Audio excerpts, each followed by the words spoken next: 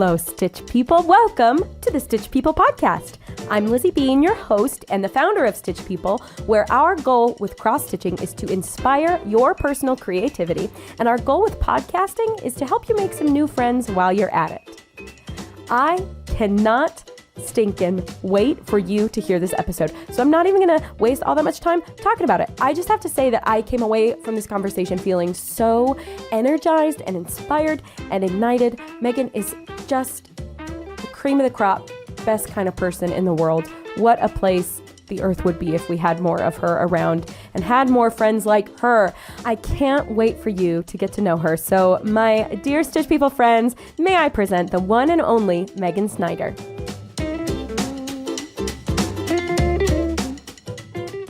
Meghan, hello. How are you? Hi, Lizzie. I'm good. How are you? Great. Thank you for being here. It is so fun to chat with members of the Stitch People community. I'm so looking forward to chatting with you today. Where are you tuning in from? I am in San Antonio, Texas. Oh, I've heard good things about San Antonio. I've heard it's very artsy there, like yes. Lots of fine art.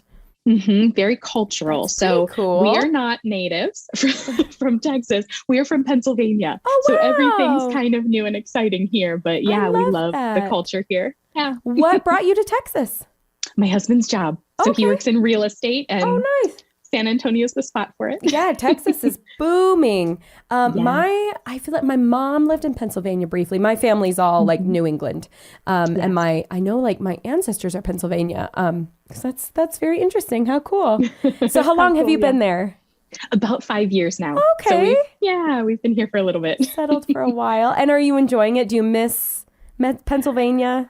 I miss the seasons. Yeah. So in Texas, we kind of have hot, hotter, and then not hot. But we don't really have like a spring or a summer, fall, those kind of seasons. Right. Oh, yes. I felt the same way. Spencer and I lived in Southern California briefly. And it was so nice that it was, 40 or 50 degrees like in January. We could just throw on a light jacket and go for a walk with the dogs. That was lovely. Yeah. But I also really missed there's like a shift in energy when you watch the leaves fall and you get the snow and then the spring, like it changes things. It sure does. And then the snow, people say we're crazy, but we miss the snow. I get it. I grew up, my early childhood was in Michigan. My middle childhood was in upstate New York. And then my high school and college was in Utah, where the motto is best snow on earth. So we would get, 3-foot dumps in Michigan from Lake Michigan. We get 3-foot dumps from Lake Erie. And then we moved to the Rocky Mountains. So I'm with you on that. I love winter. I think winter's so do I. Underrated. And winter activities are so fun. Do you ski or anything like that?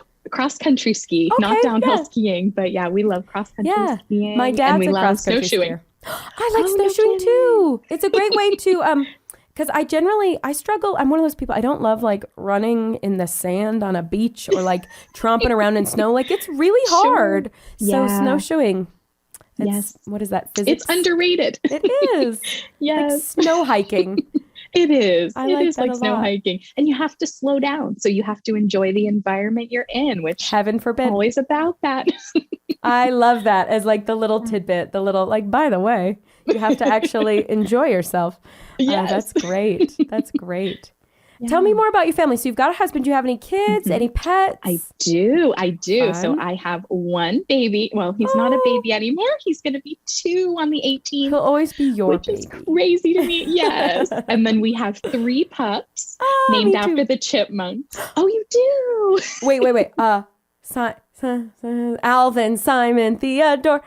That's it. There it is. That was just like Alvin goes by Vinny. But yes. Vinny, I feel like, is he like a cute little, or is he like, because every time I hear the name Vinny, I want to be like, hey, Vinny, like. That's exactly, you hit the nail on the head. Yeah. When we got him, he was a rescue and he had a scar across his eye. Oh, he's a tough guy. Exactly. He's all muscle. So when we got him, we already had Simon and Theo and we were looking for our Alvin. And it just didn't suit him at all. So he's our Vinny. He's a Rottweiler mix. He's love not little that. At all. I love that. I love like themed names that are kind of loose, but like still fun because it's themed. Yes, That's on, great. on theme. Yeah. I love Or on that. brand is what I meant. Yes. Oh, how wonderful. What a happy, waggly family you have. That's so great. It's always chaotic, but Yes. fun. The Full of best, love. the best kind of chaos, right? That's Oh, right. Yeah. that's great. So, Megan, tell me, how long have you been cross stitching? Ooh, I tried to remember back. I think I was about 10, so about 20 years now. Yes, it's been a very long time. I started with my grandma. So I remember vividly sitting upstairs at my grandma's house on her guest bed with her hand crocheted blanket, just sitting there trying to get the hang of cross stitching. Right. I did not pick it up at first. It was kind of an off and on, hobby for years. But then I must have been about maybe 17 or 18. And I tried to pick it up again. Sort of did, but then got into my college years and maybe not as regularly. Yeah. But then when I know it was a whirlwind. But then when I was, this was maybe 2 or 3 years ago, I was looking for something very unique for my husband's and my second anniversary, the cotton anniversary. And so I'm looking around for portraits and I thought, I could do this. Yeah. I can make my own stitch, people. Heck yes, you could. Oh, yes. And it took me like 2 months to do it, but I did it. And I've been stitching consistently ever since. Congratulations. Okay, I have to know when you okay. Follow-up questions. Was there anything specifically when you were like 17, 18, you said you were trying to get back into it. Was there anything specifically then that caught your eye that you wanted to, or was it just like, oh, I need a hobby. I remember that one. Was it just general? I've always been a crafter my entire life, like whether it's coloring pictures and making like posters for the wall or stitching things or whatever. I've always been a crafter.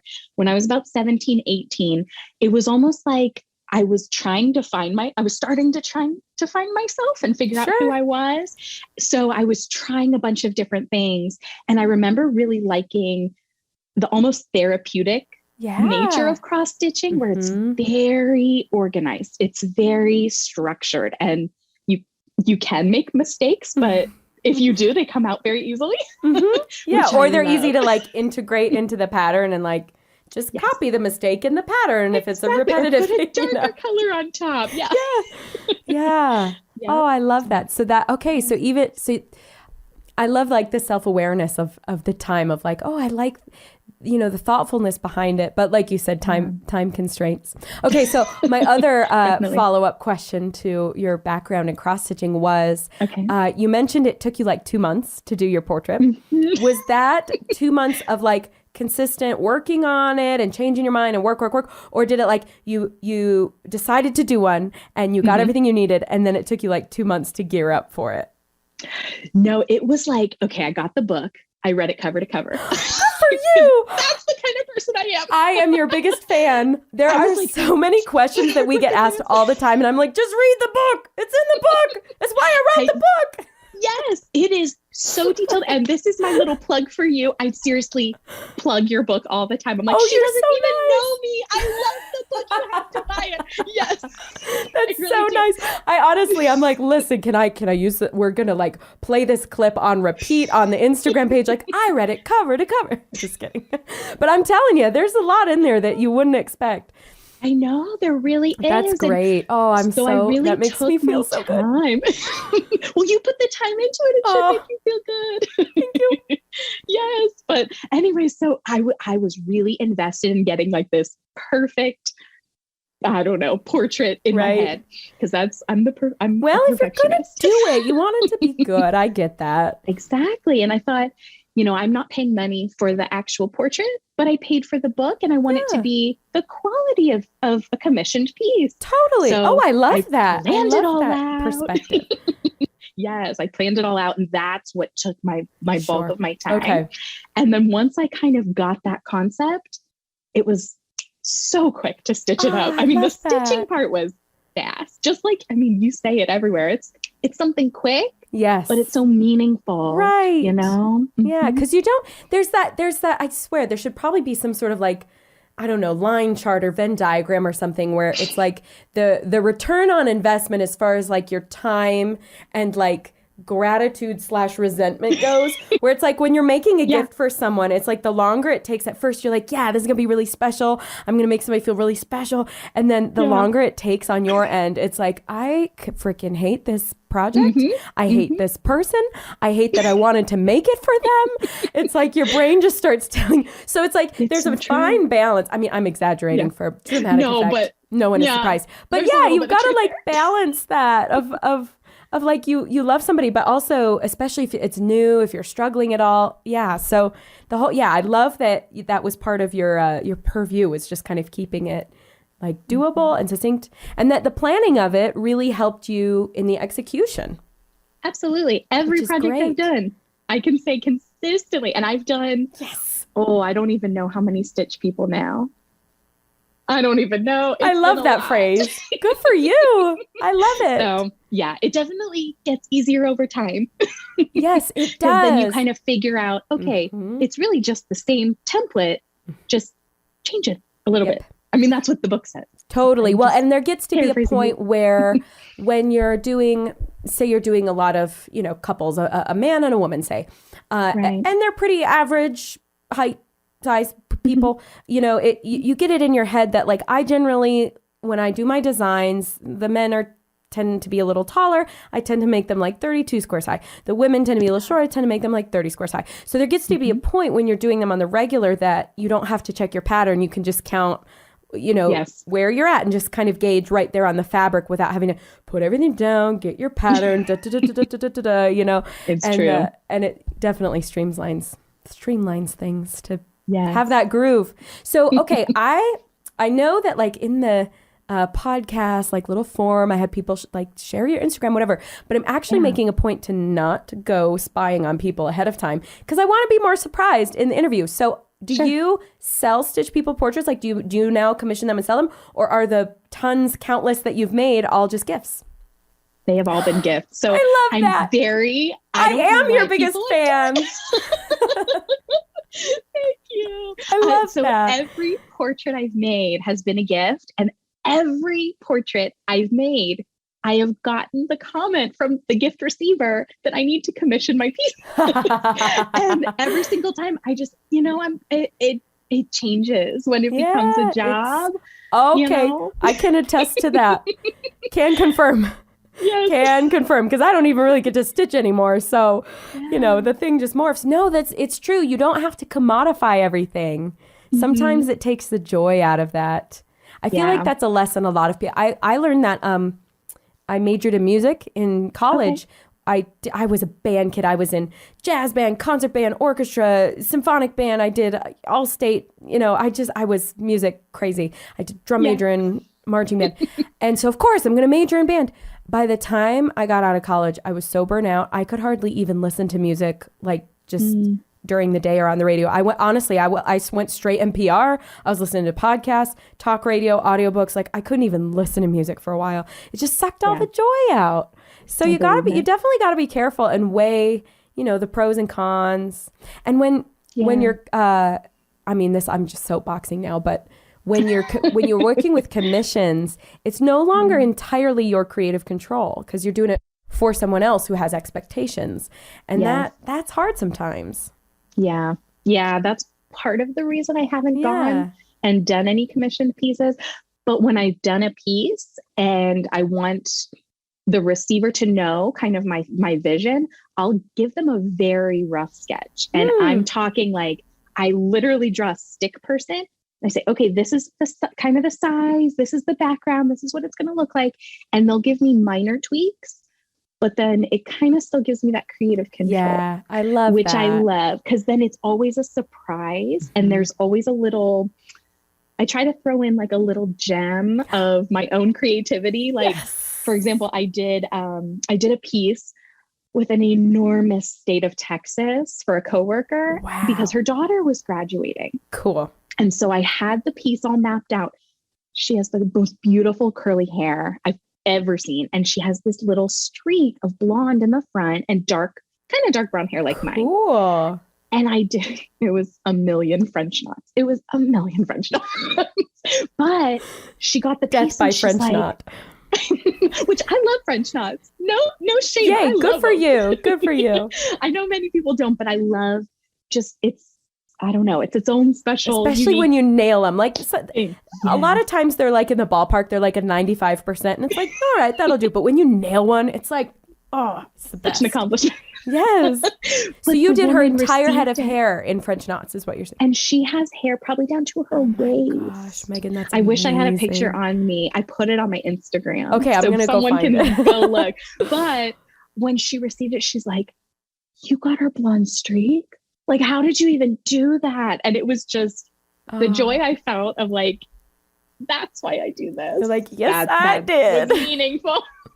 Because you notice. And I think that's so important. Like, oh, good for you. Like, just having the eye to notice these details about the people you care about and their realization of just that, of like, oh, because what she's saying, the subtext of like, wow, you got that blonde streak is, oh my gosh, you noticed. Like, you've seen that, you've internalized that. That's special to me. It's special to you. Wow, you know, it just it helps people feel so seen. It's like that biological need, right? Oh, for sure. And then they feel a close connection because they know how much time went into stitching. Because I think people see that and they go, oh, if I did that, like if the receiver did that, how long would that take? Because A, I don't know how to cross stitch. Right. And that's why you got a gift from me. Right. And B, like you had so much detail and the thought process behind it was so thorough. So I love that. That's why I do it. Chills. I'm getting chills. Oh, I love that a lot. Okay, so tell me more, like, what are some of the other, have you done different types of backgrounds? Are you somebody who adds florals to your portraits? Do you add borders? Like, what's kind of your go-to design elements? Or is everything literally unique for every single one? It's truly unique. And it's really time consuming. So I'll usually pick a person and they're kind of my person for the, 3-month window that I'll give myself. Cause I don't rush it. Yeah. If I make a mistake, I want to have time to go back and just I make love it that. unique. It's so zen. I'm very, it's zen, but it's also not zen. Right. It's like perfectionist when you're in zen. the moment. Yes, for sure. And sometimes, they're not Stitch People portraits. It's, something else. But right, sure. I really try to take a moment and think, okay, what would I want to see on my own wall in that person's shoes every day? Even if it's a seasonal piece, like, would I want to hang this all year long? Would I want to put it up and be proud of it? Yeah, I would. So that's kind of the background I put into all of my pieces, which is very time consuming. It is not personal quality not for control. The speedy heart. Well, that's okay. And not all things are meant to be speedy. I'm having a phrase ringing in my head that like, good things take time, right? Yeah. Isn't that what they say? Good things come to those who wait. No. There it is. That's what it is. All my similes and idioms just waiting.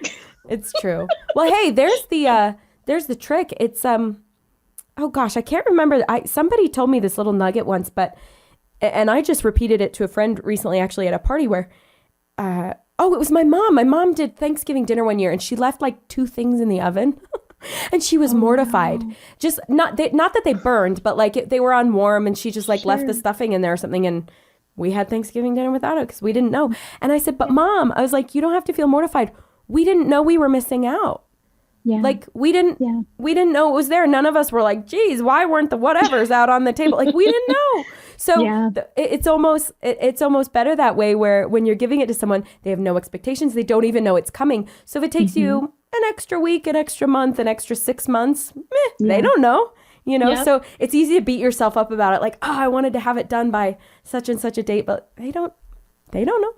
And no, they don't. And that's also another big difference between gifting and commissioning is because no expectations, which is Exactly. And no expectations sometimes sets me up for success because it doesn't have to look a certain way.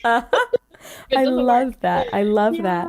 Yeah. So you mentioned sometimes gifts you give, they're not always cross-stitched. So tell me more about like the other crafts and hobbies that you do. So I've dabbled in a little bit of Most things. I won't say everything, but most things. I used to be a very avid crocheter. Oh, wow. One year, everybody got something crocheted. I love it. And then they kind of got tired of that and let me know. Immediate family. But, Fair honesty enough. is best policy. Yep. Love that. Those truth bombs. So crochet, huge. I like doing the unique stitches. Okay. So not just kind of your typical single crochet, double crochet. I like doing, I don't know the names of all of them. I YouTube them and then I just kind of go to town. I'm the same way. It's like, it's the loopy one or this right. one. The one that goes like a triangle. The baskety one or the scallopy one. Yep, exactly. But you know it.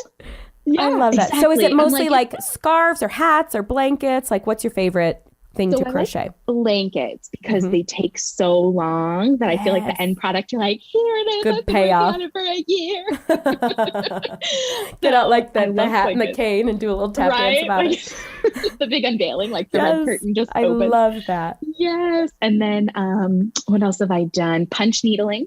Which I did not like. I did not like that one bit. You are the second person I have heard say that. I've heard of this. I've never really tried it myself. I have no concept of how it works. But I now have like the only two people I know that have tried it are both like, do not endorse. That's me. Tell me why. Do not endorse. So I feel like I went into it with the expectation that it was like puffy cross stitch or puffy embroidering. And as I was doing it, I could not get my tension consistent. Interesting. So it looked like overgrown grass. It was terrible. So I was very disappointed in myself, thinking, I spent all this time, like I know cross stitching. I feel like I've got my tension. I know how to twirl. I do not know technical names, but like when you twirl your threads so that they lay like nice and flat rather than twisting. Yeah, I'm like, I got that down pat. I've got like all my tools and stuff. And then punch needling, I'm like, this is going to be great. It's so similar. It's just a different needle, a little different mode. Nope, not for me. Just not something I'm into. Okay, I'm going to just ask a few questions because I want to wrap my head around it. Do you use a special kind of fabric for it? I believe it's just like linen. Okay, you could just use. Okay, so you could just use a linen, and then it's just a special type of needle, and you just kind of go down and up, right? And so it's like you have to get the tension right, but the needle kind of threads with the thread. It's kind of weird to describe, but there's a hole that the thread can go through to kind of keep the thread moving along the needle. Interesting. I don't know technical terms. No, that's okay. This is a hobby. I'm just like trying to visualize it. Like, you said, because I'm like, oh, she said it looks like grass. So could we do punch needle, whatever, as a grass technique in Stitch People portraits? Oh, that's interesting. I never thought about that. If you could do it in Ada fabric. Okay. Maybe. I don't know. Maybe. I don't know how it works. I don't know if you could get the tension right in between like where the holes are in Ada, because it's too loose. You need a pretty taut fabric. Okay. That makes sense. And so that's why, in the linen. But so it's a nice little marriage between the fabric tension and the needle and thread tension. Okay. Interesting. Absolutely. A little team effort. Yes. Okay. Well, I'm going to have to watch. I don't think I'll try it because I've got two people who are like, no, thank you. But I think I will watch a YouTube video to wrap my head around it. I mean, I definitely recommend if you're curious, give it a try, but do like one of those teeny little kits that's like, doesn't require much. Yes. Not a lot of time or emotional investment because I'm definitely one of those, like I will chuck something at the wall if I'm like, yeah, because it just, yes. Because you want to be good, you want to do it well, and especially like you said, I totally relate with you're like, I know how to cross stitch, I know how to crochet. Like there's a certain, figure it outedness that crafters have. There was like, I could figure it out, and when you can't, it's just the worst. Oh, it just stinks. Yes, lots of rage. So is. Lots of rage. Totally low key, like self-flagellating rage. I love it. Okay, so so yes to crocheting, no to punch needles. Yes, correct. What else? What else are you into? I dabbled into knitting for a while. Oh, okay. Not as much of a fan as crochet, and I feel like I couldn't get the hang of like knitting and purling because I was so used to crochet and kind of how that works, and that you only have the one hook. That I felt like knitting just not there's my like thing. a lot going on with Yep. knitting. Your hands are constantly like, yep, exactly. You can't do anything else. Yep. But knitting, not a huge success, but I'm okay with it. That's okay. I loved sewing. So I bought a 1954 Singer a few years back. Fun. And it worked. And I was wow. elated. I got it at an estate sale and I was over the moon. I'm like, this is the aesthetic my life is, like vintage antique. It's going okay, in so my is the room. vintagey element that you loved? Because I don't know anything about sewing, but I do know a little bit about. My family has this cabin where like we only just had to replace like in the last few years, feels like last few years, like all these old workhorse appliances from like the 60s and 70s. So is there something to like a 1950s sewing machine that like they don't make them like they used to? Or was it just like the vintage appeal that you liked? It was the vintage appeal for sure. Enough. So fair enough. The thing about it is so basic. And I loved that there was a forward and a reverse. And that was it. So I didn't have to mess with the zigzag stitch and the, I don't know names for anything, but all the different stitches and sewing. I don't either. I don't judge you. So that's what I call it too. I know on my sewing machine I have a really basic one. Yeah, there's like the straight line, there's like the dashed line, and then there's the zigzaggy that gets tighter zigzaggy if you turn the thing. That's all that's all I know. No, none of that on the Singer. I was like, it goes forward, it goes backward. That's all I need. And the woman who sold it to me at the estate sale, the woman who was, I guess, moving, I don't know. Anyways, she was moving all of the things. She said, we just had it refurnished. Service, yes. We'll say. Cleaned out and oiled and totally. Yeah. So everything was in prime working condition. Wow. So I just taught myself just the little squares, nothing fancy. But at least I can say I did it. And I tried to make a little quilt. There you go. But yeah. That's great. Yeah. Is there anything next on your sewing horizon? Are you going to get into clothes or is it mostly quilting? I liked doing the quilts just because they're so simple and they're, the straight lines. I don't have to worry too much. I wanted to start making clothes. And I would have loved if I had a daughter to make clothes for her, but I had a son. So dresses maybe for myself. There you go. Why not? Yeah, sure. So anyways. Okay, so like fiber arts and sewing is really where your home base is. I love that. Yes, love that definitely. Anything that's fabric, fiber, that's what I love. So great. Well, and that's also useful. I find I really like I went through like a jewelry making phase once. Like I've got a kid, I've got a little bead collection. Like I know how to whip out a pair of earrings if you want one. But there came a point where it's like, I can only wear so much of this. And my taste is pretty, I don't like things that are too avant-garde. So it was just got to be a little bit rinse and repeat, just different colors and combinations. So it's like, okay. And then, with painting, I've got some watercolors, but I'm not very good. And so I'll just mess around. And then it's like, well, I don't want to hang it up on the wall. So like, all right, I guess I flex my creative muscles. But I feel like with fiber arts, like you can make blankets or scarves or clothes or accessories. Like it's so much easier to, even with cross stitch and embroidery, you can make, a portrait or something, a piece of art, something new to hang on the wall, but you can also cross stitch or embroider on your clothes or on your jackets or, it's a little more versatile. It's a way to, it's like the original bedazzling. Right. Oh, for sure. Well, actually, one of the projects I'm most proud of was my tiniest project ever.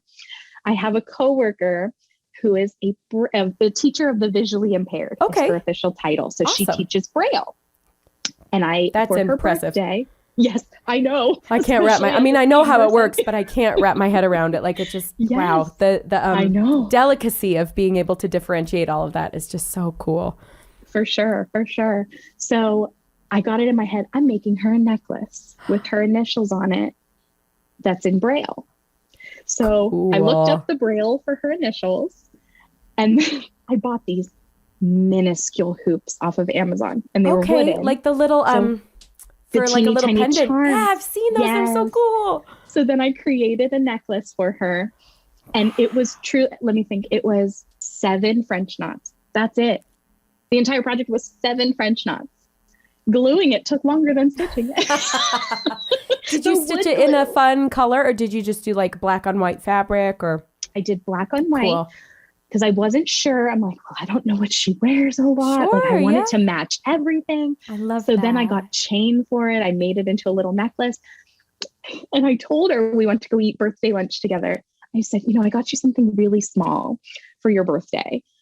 I can't give it away or I can't tell you what it is because I'll give it away.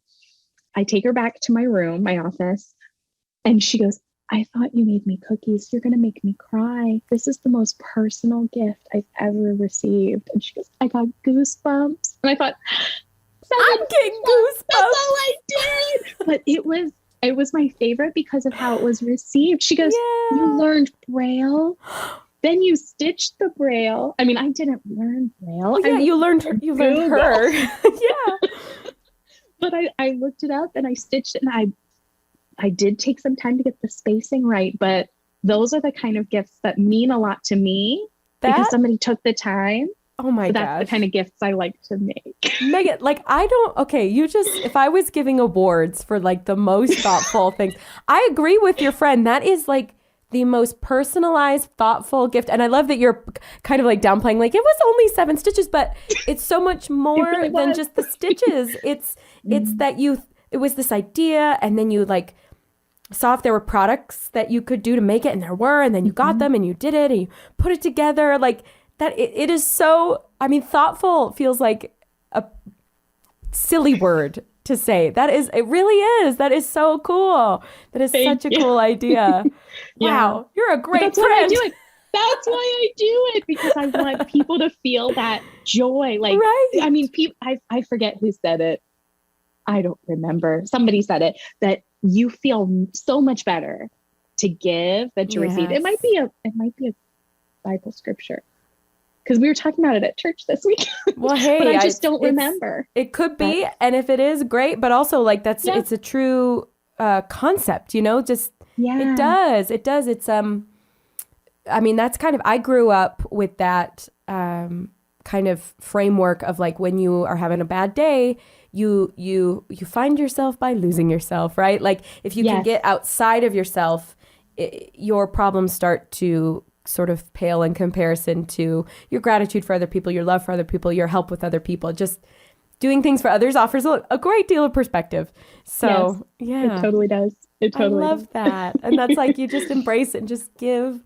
Oh, how wonderful to be a friend of yours and to receive something like that. That's so cool. So it sounds like, I love that you just like that. You said that was maybe one of your favorite projects that you ever did, even though it was so simple. For how it was received. Yeah. That was, I mean, I was not expecting her reaction at all. I thought she'd say, oh, thank you, I'm going to wear it. It was like, you thought of me, and then you learned Braille for me, and then you put this together for me. Her reaction was just. Well, and I just want to validate too that I think that's a very common thing for creators, for crafters of any kind. I'll go so far as to say for all artists, like crafters included. I know a lot of crafty people apologize a little bit that it's just cross stitching, it's just scrapbooking, it's just, but no, like we're artists, right? And artists of all kinds often shrink away from putting their stuff out there because I don't know, we internalize this weird second guessing of ourselves. And I love that like you had this idea and you're like, this is gonna be great, and you did it and it was great, but then when push comes to shove, it was like, oh no, it's really small. I hope she likes it. Oh my gosh. Oh no, did I do enough? Like, because I've been there too. And even when you do a Stitch People portrait, whatever you make something for somebody, you're going out on a limb. It's a very vulnerable thing as a creator, as an artist to decide like, this is a good idea. It's what I'm doing and they're going to love it. Totally. Like it takes a lot of faith in yourself, and it that second guessing does come along. So the fact that it was received so well is it's really nice. It's really validating. They're like, yeah, it was a good idea. I did a good job. Well, and I thought the whole time, I'm like, I need to add more. I need to do more. And actually, my New Year's resolution wasn't so much a resolution as a word. So I've been embracing the word less this year. Ooh. And so shivers. Everything, less is more. Meghan, less is more. My little mantra to myself, which is so, I mean, everyone says less is more. Yeah. But even in cross stitching, because I feel like especially cross stitchers, since we focus and we kind of perseverate on those teeny tiny little X's everywhere and little French knots everywhere.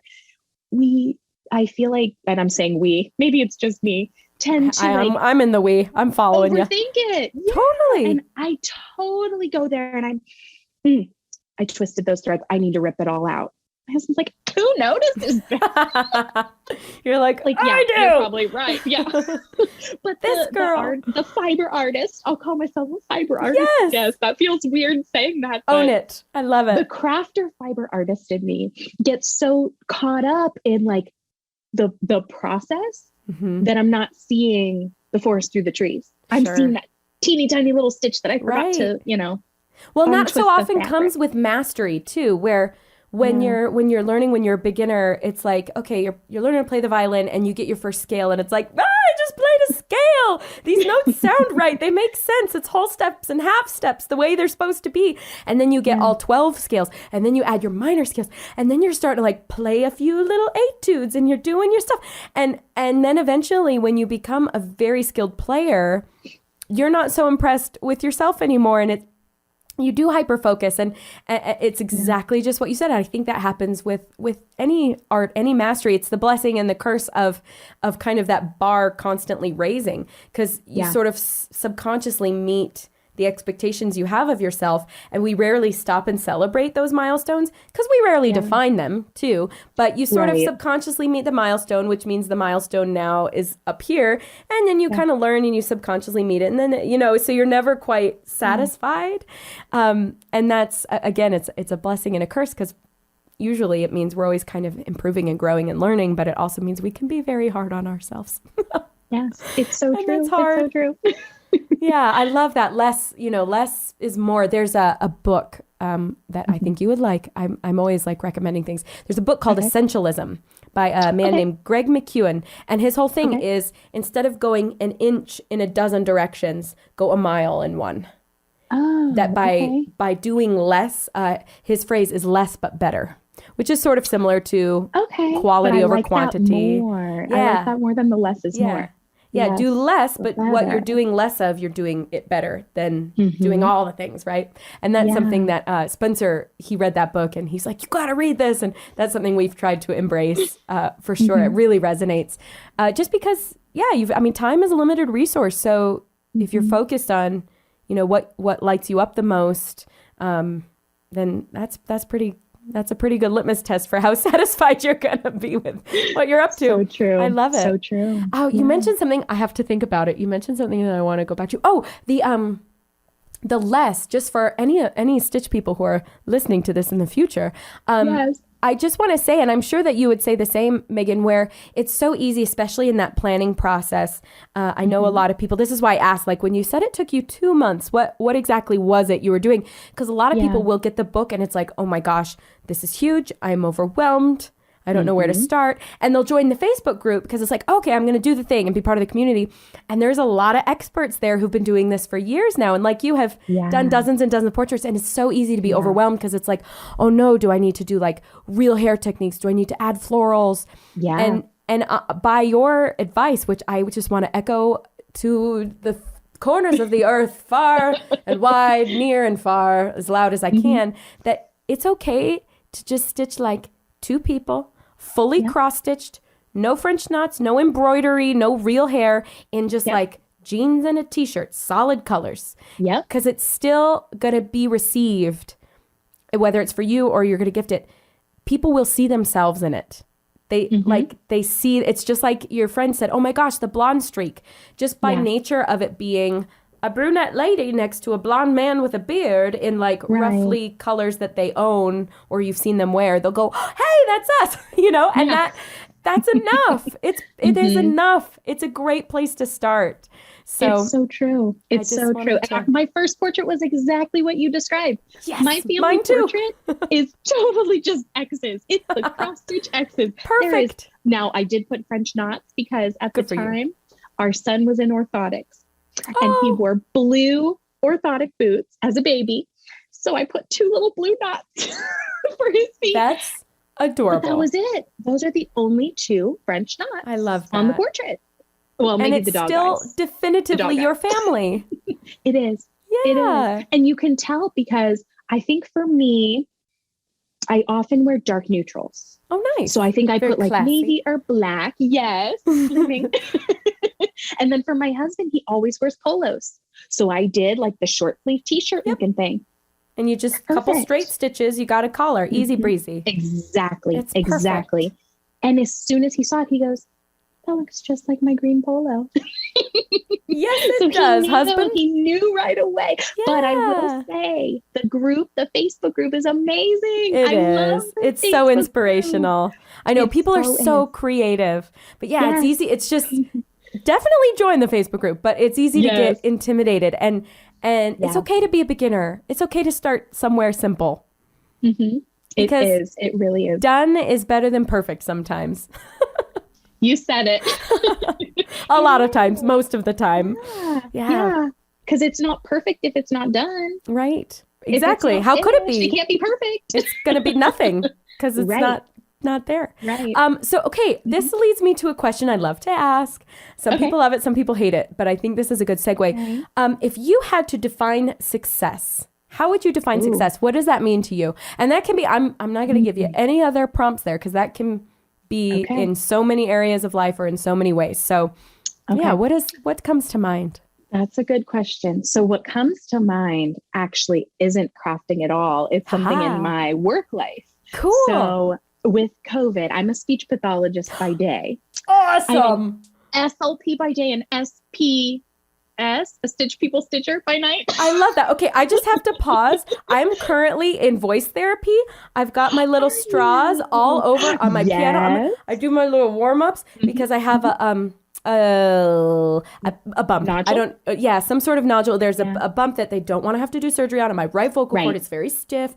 My vocal cords aren't doing it's a whole thing. But I am so grateful for speech pathologists. Thank you. Thank you for what you contribute to the world because, oh my gosh, I can't sing as well as I used to and it's devastating. So I've got like my whole little baggie of straws. I'm doing my exercises. Lots of water. Drink up. It's tea because I don't want to drink too cold to stiffen me up. So I drink warm, not hot, because I'm not a hot person. But totally, so anyone listening, talk to Meghan if you're feeling hoarse because it is worth the investment of a speech pathologist. I'm telling you. Anyway, I just had to tangent and throw gratitude at you because I'm just like, yay. Okay, so speech path, SP by day and a different SP by night. SLP, and SP. So success. So in my daily life, I am a pediatric speech pathologist. So I work with the littles, so 3 years old to 12 years old. You go into schools? I'm in 2 different schools. Cool. Yes. Oh, that's great. Yes. So my favorite is the itty bitties. Give me the pre-K all day. I love that. That's my joy. So I was feeling really bummed. Well, I mean, I think we all were with the COVID pandemic and being more isolated. And with speech therapy, it's really hard to do over Zoom. I mean, you can, but it's really hard, especially with my pre-K friends. Tinies. So I really took it to heart, the less philosophy this year, but that kind of less but better mentality of, okay, what do I need to focus on this year to overcome that kind of loss from the pandemic? And for me, that was not focusing so much on like the bells and whistles and like the dog and pony show of having all these cool toys and all these cool things to do. But it was more like be present in the moment and do things that will make my clients or my students really be successful. So for me, that was, we're going to play and we're going to have fun because play is learning. And every day I feel like I am maybe not doing the most, but I'm doing the best. And so for me, that's success. It's not doing the most, but it's doing the best. I'm gonna like paint that on my wall with graffiti or something. It just came to me now. I didn't have that quote. That is great. Good for you. You're a sage of wisdom. Not doing the most, but doing the best. I love that. That whatever it is that you are doing, you're doing really well. That reminds me, I was talking to a friend. One of my passions is performing, and I've been getting into like some independent, like little TV and film production, like just our own projects and doing whatever. And I was talking to a friend of mine who he's a writer on some great TV shows. And he said he has a mentor who says it's better to do an A+ job with a B script than to do a B+ job on an A script. That like you should never blame the story. You should never blame the script. You should never blame your circumstances. Just like you were saying, just because we're on Zoom doesn't mean we can't do the best we can with what we've got. So if Zoom is like the plan B, it's better to be in person. But what you're doing with the plan B is an A+ job. I love that. I love that. Doing the that is my heart is full. I am inspired. I'm going to be a better person tomorrow. Oh man, that's great. Excellent. I love it. Yes. And how has that been working? Have you seen, like, just on the flip side of that coin, when you sort of made that adjustment in your work, did you see more engagement from the kids? Has that been effective? Absolutely. Oh, absolutely. So I took a very long continuing education course that was 9 hours, all about play and different kinds of play and different things to do in play.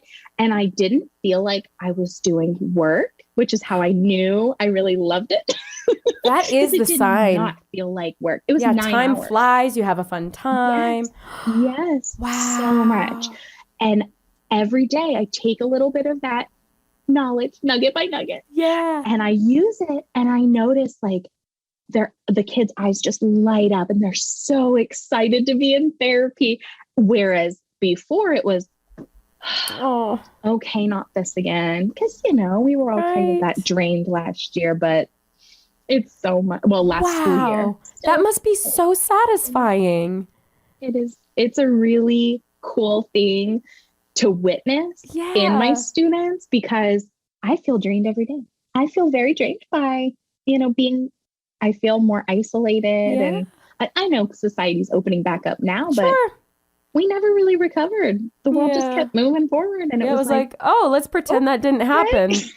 We're like, hello. Happening. Exactly. Yeah. So that brings me a lot of joy, and I feel like I kind of lost my crojo, my cross-stitching mojo for a while.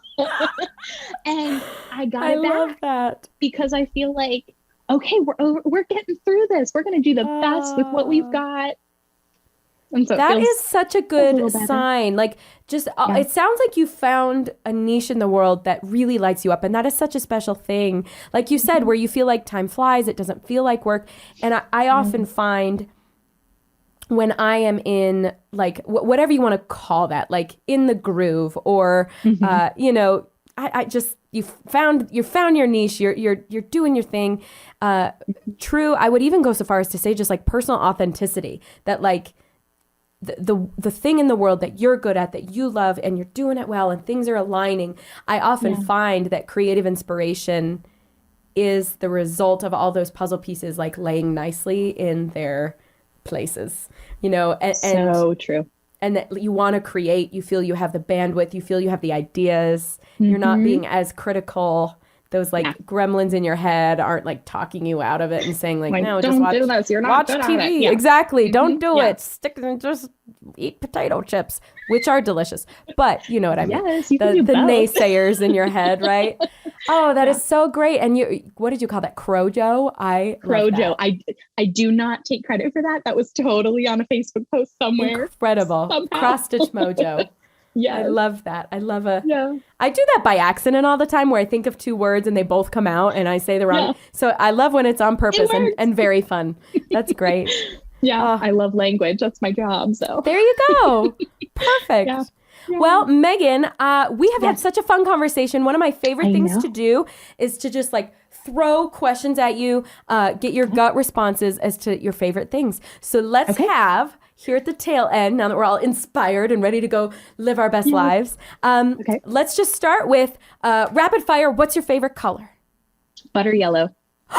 That's so specific and cute. I love that. Do you have a favorite travel destination that you've been to? A favorite trip you've taken? Williamsburg, Virginia. Ooh, oh man, I got it. See, what I love about these favorites is it's really fun to hear. But then when I hear fun stuff like that, I'm like, I want to ask you questions. But no, we can't. What's your favorite? Do you have a favorite aisle or section of the grocery store? Ooh, my gut says no, but that's okay. Target dollar spot. There it is. I love that. I love it. So many fun things in there. Okay. I have this I've made a big list. This is just synchronicity. I have to pause and tell you. I have this list. I went on the internet looking for like fun questions to ask of favorites. And the one that just caught my eye was your favorite handmade gift you ever gave anyone. And we already talked about it. You know. I'm going to just cry about it. Do you have a favorite movie of all time? Ooh, of all time, probably Dead Poet Society. Solid choice. Do you have a favorite musician or band? I feel like I have to answer like on the spot. I'm like, It's okay if you got to think about it. Probably the Beatles. Yes, same. Yes. Yeah. And do you have a favorite teacher growing up? Yes. What is her name? I even was just thinking about her the other day. How fun. She was my chemistry teacher in high school. High school. Okay. Very short. Her hair was about the same length as mine. Fun. Right below her ears. Very blonde. She was the most inspirational teacher. But I'm like, I'm even friends with her on Facebook. Mrs. Gearhart. Thanks, Mrs. Gearhart or Gerhart? With a G? It's with a G. Gerhart. Thanks, Mrs. Gerhart. I love that. Okay, and last but not least, do you have a favorite treat or dessert or candy? Whatever your favorite is in there. All of them, but if I had to pick one. So if I went to a restaurant, creme brulee. That's my favorite. Yum. With a nice little crack open the top. It feels so fancy. It's very elegant. And it's such, you know what? This is the perfect note to go out on because to me, a creme brulee represents doing something very simple to the best of its ability. Because it's like the simplest ingredients, but if you get it just right and you heat it just right, there is nothing better. And it feels so elegant. It does. It's just a simple little texture. Love it. Well, thank you so much for your time today. It's been so fun chatting with you. So fun getting to know you. I'm like fangirling about your speech pathology and all your great stories and your creativity. I took a speech pathology intro class in college. I thought for a hot minute I might want to pursue that. And I learned very quickly, not for me, but it helped me really appreciate the people who do it. For me, it was just, I'm too big picture. It was like getting into the nitty gritty and the details was like, and I still wanted to do music, but it's such a cool field and it's so useful and important. And the fact that you help so many people and then you give so many gifts that you're an inspiration. You are a light in this world.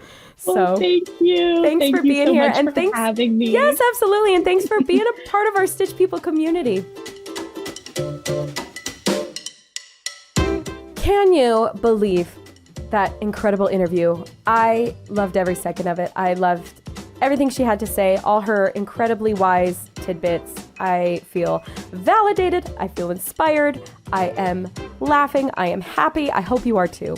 Thank you so much for listening to this episode of the Stitch People podcast. Thanks for getting to know Meghan with me, and thanks for getting to know other Stitch people like you. I would so appreciate if you could take a moment, subscribe to the podcast, leave a rating and review if you can. It'll just take a second. Share it with your friends or family or other cross-stitchers and crafters who you think might like the show. It'll really help us with our algorithms and all that nerdy stuff that is unfortunately important in this world, and it will also just help us with our goal of shining more crafty sunshine into the world. You can check out everything Stitch People has to offer, so many cross-stitch patterns and books and merch and more at stitchpeople.com. And please connect with us, especially on Instagram and Pinterest and Facebook. We'd love to see your works in progress. Tag us, comment, so we can follow you and see what you're up to. Lastly, I want to thank you all in the Stitch People community for your support of us and your positive and cooperative encouragement of one another. I also want to thank the incredible Stitch People team for making all the magic happen behind the scenes. And I want to mention that our fully licensed jazzy tunage was created by Jonathan Boyle, and our incredible, amazing, wonderful sound designer is the one and only Brandon Yost. Have a wonderful day, my friends. Happy stitching. The Stitch People podcast is a production of Beanski LLC and Stitch People. Copyright 2022, all rights reserved.